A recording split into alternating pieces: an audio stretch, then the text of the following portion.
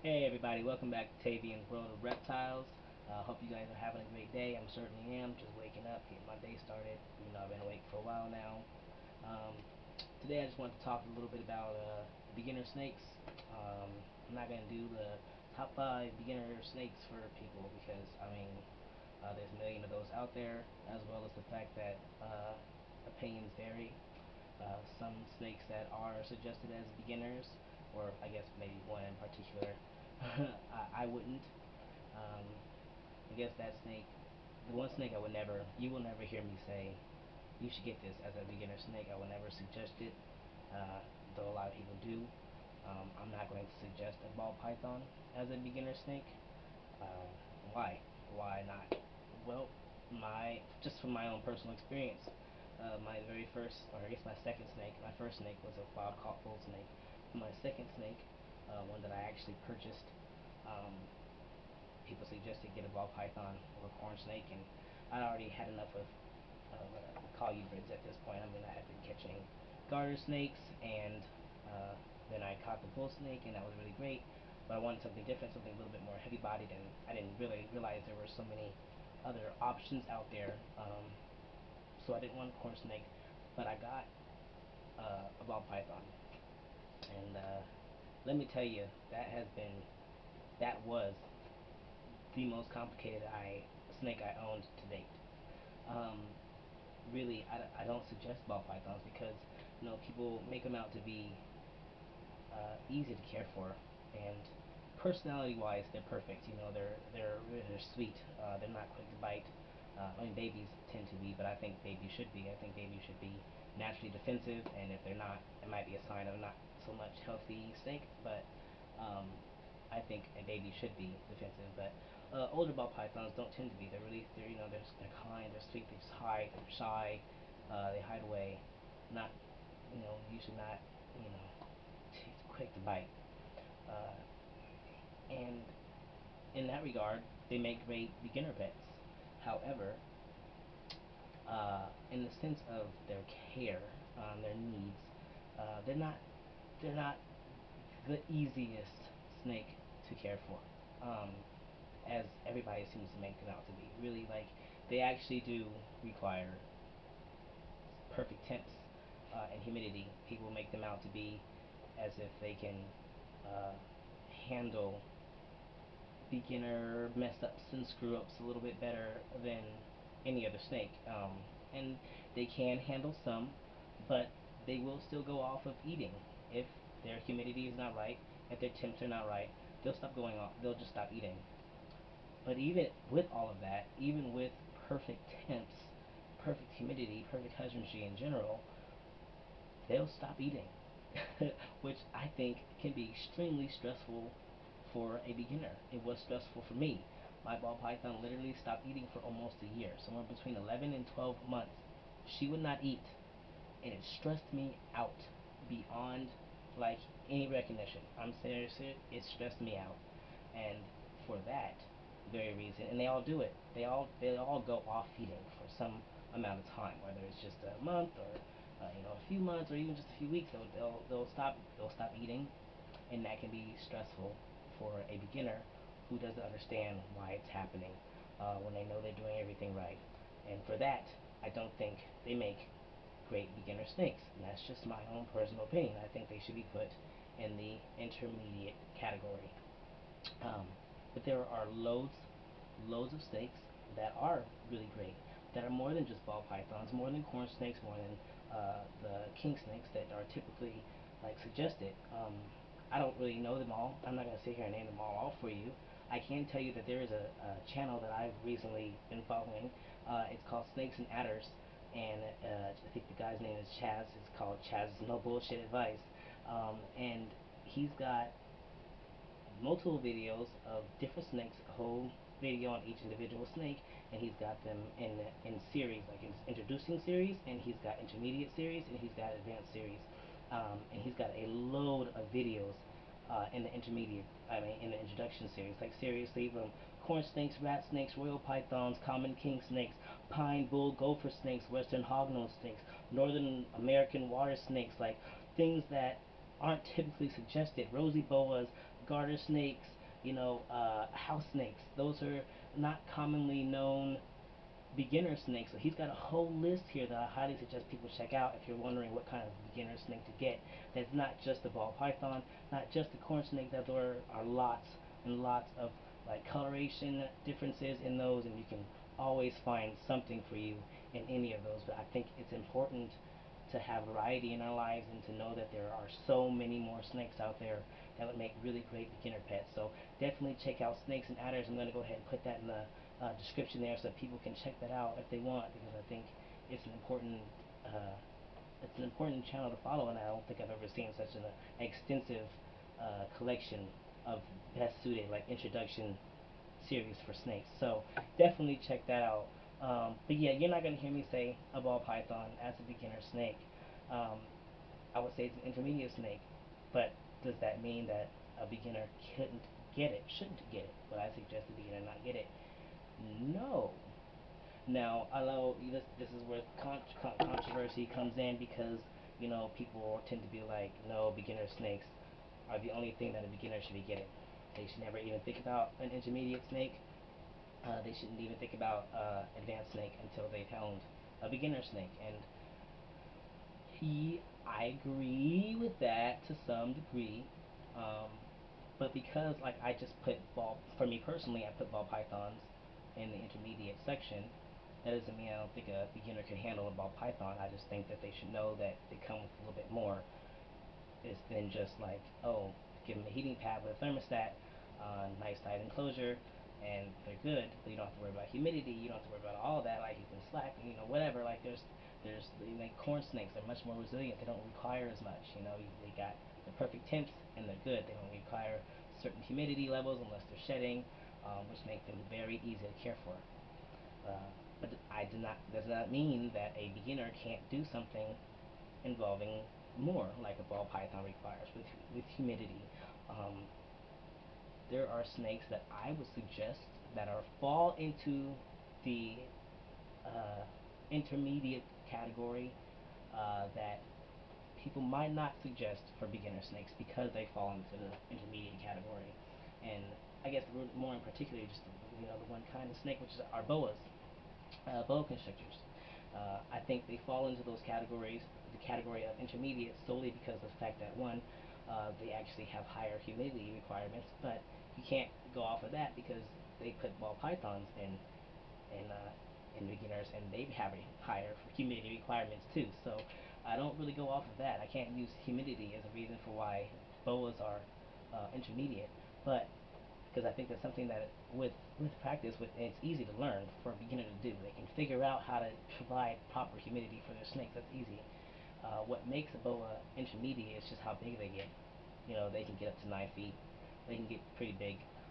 And some ball pythons can get some size to them, but not like that big. Not 9 feet. Not hefty. If you've seen Artemis, she's a big girl, and a beginner may not be able to handle something like that. That doesn't mean they couldn't. I just think if I would suggest a boa. I wish my first snake had been a boa, to be honest. But there are also smaller breeds of boa than what Artemis is. There's the Nicaragua. I can't say that word right, but that boa. They don't get that big. They get close to the same sizes as ball pythons. So, could a beginner handle one of those? Absolutely. If a beginner wanted a normal, like a Columbia boa, like it's up to 9 feet, would I say they shouldn't get it because of that ending size? Maybe not. I think with if it is researched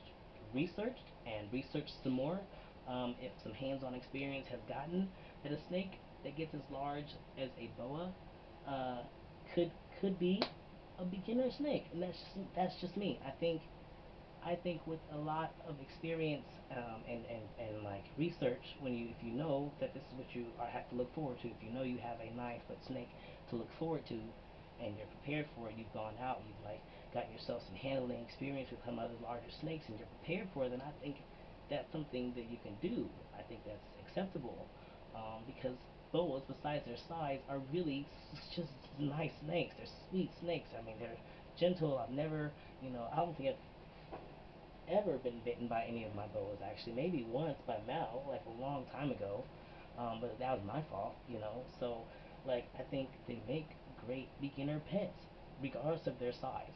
Um, but like I said, when you're thinking about something like that, you might want to consider the size, which makes them intermediate snakes because they get that big. But like I said, there are various boas out there that don't get that large. That would make a great beginner snake. So just do your research and look into it. Like when it comes to choosing your first snake, I don't think you should just go off of all the things that are suggested normally because you're missing out on variety in that sense because there's not a lot that is being suggested. I mean, a little bit more has come out because honestly, when I first started, it was literally just the ball python and corn snake that was suggested to me. Literally just a ball python and a corn snake. That's it. There were no milk snakes or any of that that was suggested. I don't know why, because they were around. They weren't the first ones suggested. So do research, look into all the different snakes, like watch some reptile room tours, like definitely check out that snakes and adders page and look at all the various introducing series. Check that out because you can see what they got out there, see what you might be interested in. But don't just settle because I settled for my ball python in the beginning. While I did learn to grow to appreciate her the older I got and the more longer I had her, I grew bored with her right in the beginning because she was very complicated. Like I said, she didn't eat. She stressed me out, and then she wasn't an active snake. And for me, as a beginner, I needed an active snake. I needed a snake that moved around a lot, and I ended up getting my corn snake not long, a couple of years after my ball python, and I loved it. I mean, she was an active snake. I got a different one later, but that's a whole different story. I'll talk about it another time. But she was a very active snake, and she actually got me back into snakes again. Because honestly, the ball python, Kasha was her name. She almost turned me away. She almost turned me away from snakes, because I was like, if this is what snakes are all about, then I was not sure I wanted. Like I had the one great experience with the bull snake, but if that was gonna be my one great experience, then I don't know if I wanted to keep doing snakes. And then I got the corn snake, and I was like, oh man, no, this is a very active snake. It's a very pretty snake. There's so much more out there. And then I started doing research and seeing all the snakes that are out there. And now a couple of years later, I've gone from my one ball python, my one corn snake, to my 15 snakes, various different species. Both from beginner to intermediate, and some might even fall into advanced. Well, one does fall into advanced, and that's Artemis. That's my retic. She is going to get very large one day, and she's very small now, but she is very large one day. So I have that one advanced snake. After I took that chance, I took a chance on stepping up my game. I know I've been doing it for about having reptiles for about 10 years, over 10 years now, and I decided I'm gonna give it a shot. I'm gonna I've gone from beginner, I've gone to intermediate, and now I'm gonna try it out with a more advanced species. So that's gonna be that's my challenging snake when the time comes. But I mean I have full confidence in my ability to handle that and what my plans are with that, so I'm not worried about it. Now, sorry about that.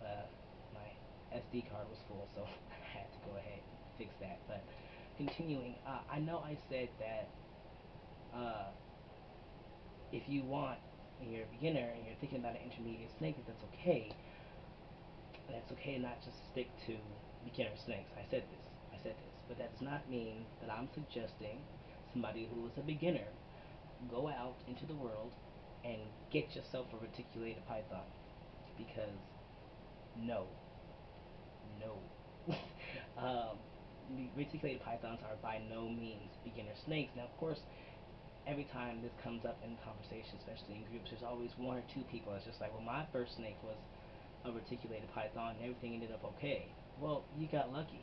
Okay, you either had the resources to have everything you needed for that snake, you had support with that snake, whatever the case may be. You had situations that just worked out for that to work. Okay, not all beginners are going to do that.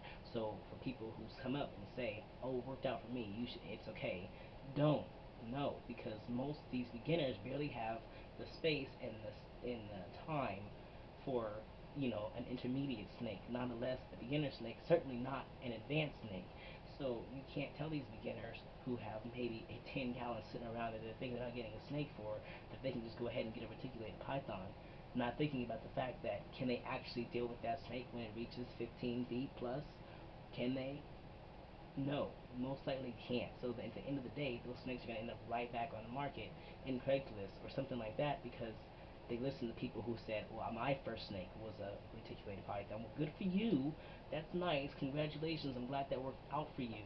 Please stop making it seem like that's a norm, that that's a thing that can just happen with anybody because it can't. Unfortunately, it really, really can't. Like, we would like to hope that people, would just know that, oh, they're getting a large snake, oh, that I can plan for their future. But a lot of beginners are young people, and they're not thinking like that. They're thinking this person is saying that it's okay for me to do it because they did it, and I'm going to do it. And then we end up with the system flooded with snakes who are unwanted, or unfortunately, like the Florida's case, a bunch of wild ass retics that are becoming invasive species. So no. If you're a beginner species keeper, beginner snake keeper, no, I do not suggest you get a reticulated python. I just wouldn't. I wouldn't. I definitely suggest you start with a beginner or one of the easier intermediate snakes. Okay, like those are things. Intermediate snakes, I feel like are snakes that yes, they're more advanced, but they're learning snakes. Yes, you can't a lot of the beginner snakes they don't require as much. Like if you kept all corn snakes, okay, which just require you to put a heating pad with a thermostat, water bowl, climbing stuff, substrate. That's it. They don't require too much humidity unless it comes time for them to shed. You continue to keep all of those, you don't really get experience to prepare you for intermediate anyway because it's not the same. Once you get an intermediate, you're starting all over. You're not 100% knowing what you're doing. Um, I mean, yes, I like to think that if you are getting intermediate stakes, you have done all the research repeatedly. Research. But even with that, you're still just starting. You're still just getting that experience for the very first time. That first hands-on experience is still going to be new. So I don't think I wouldn't say that it's a bad idea for a beginner to start with an intermediate snake, considering that it's all a learning curve. Everything is a learning curve. Um, but you do have to at least know the general keep of intermediate snakes before I think you can handle advanced species snakes. And that's just my own personal opinion on the matter. So, if you're thinking about your first snake, really, really do your research. Look out there, look at all the snakes that there are to offer in the beginner and intermediate. Don't even waste time looking at advanced species right now. Honestly, like I mean, you can like look at them, but don't even think about getting one right now.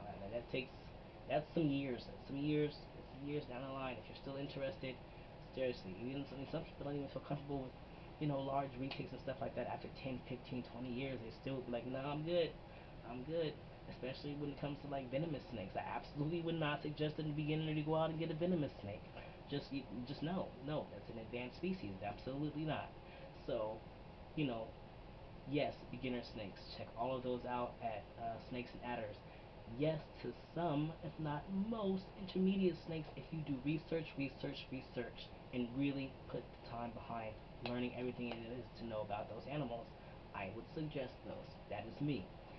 No to advanced species for beginners, and that is my stance on it. So, and it's a controversial topic. If you disagree with what I say, that's fine. You can tell me that you disagree, but if you say something ugly and just ignorant, I'm gonna immediately delete that comment because it's not worth it. There's definitely ways of agreeing to disagree without getting ugly about it. My opinions are my own.